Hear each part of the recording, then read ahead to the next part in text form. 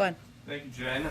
There is a mask requirement inside D.C. restaurants, yet President Biden and the First Lady were not wearing masks while walking around a D.C. restaurant on Saturday. Why?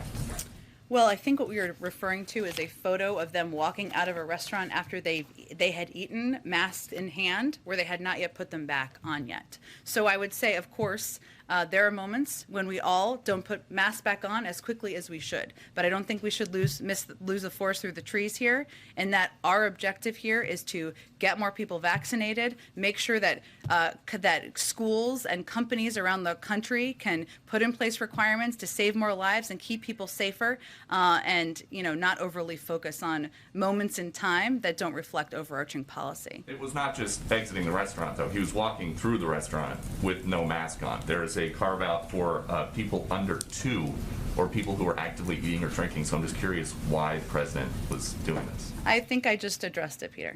Okay. Why did the president break his promise not to enter into any decisions about what cases the Justice Department should bring and not bring? How did he break his promise? Well, he was asked if the DOJ should prosecute people who defied January 6th committee subpoenas, and he did not say, "I will let the Justice Department decide." He said, yes. Well, let me reiterate, and I put out a statement also on Friday night on this, where I conveyed clearly that, one, the president continues to believe that January 6th was one of the darkest days in our democracy. He also continues to believe that the Department of Justice has the purview and the independence to make decisions about prosecutions. And that continues to be his view, and that continues to be how he will govern. You say that is his view, but that is not what he said. I just conveyed what his view is, and that is also how he has operated, how he has governed, and how he will continue to govern. And I think that's what's important for people to watch. So then what's changed since last year when he said, "I will not do what this president, former President Trump does, and use the Justice Department as my vehicle to insist that something happened"?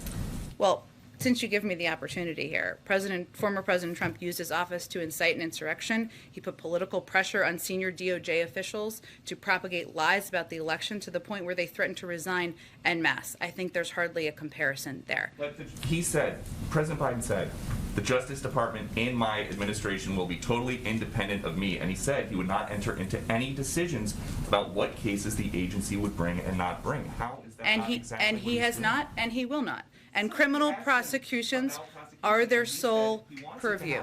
Criminal prosecutions are the sole purview of the Department of Justice. That is the president's position.